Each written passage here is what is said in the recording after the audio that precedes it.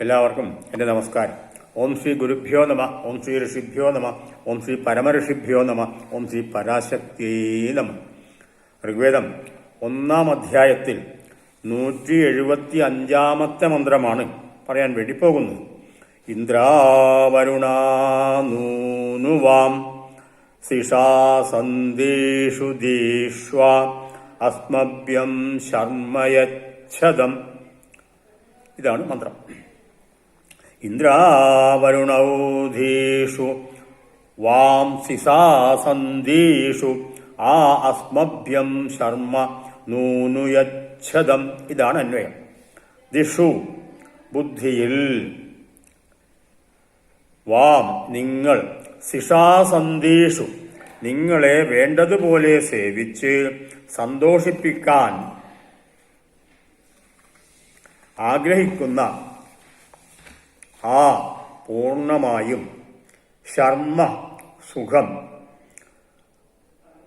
നുനുയച്ഛദം അതിശയകരമായ വിധത്തിൽ സർവസുഖങ്ങളും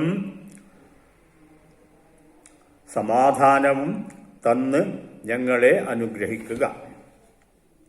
യച്ഛദം അതിശയിപ്പിക്കുന്ന എത്രയും വേഗത്തിൽ തരിക. അർത്ഥം: അല്ലയോ ഇന്ദ്രാവരുണന്മാരെ, നിങ്ങളെ നന്നായി ഉപചരിക്കുവാൻ ആഗ്രഹിക്കുന്ന അവസ്ഥയിൽ പൂർണ്ണമായും ഞങ്ങൾക്ക് ഇങ്ങോട്ട് സുഖവും ശാന്തിയും സമാധാനവും നൽകി അനുഗ്രഹിക്കുക. അല്ലയോ ഇന്ദ്രാവരുണന്മാരെ, നിങ്ങളെ ഏറ്റവും നന്നായി ഹൃദ്യമായ രീതിയിൽ ഉപചരിക്കാൻ ആഗ്രഹിക്കുന്ന കർമാനുഷ്ഠാതാക്കളാണ് ഞങ്ങൾ.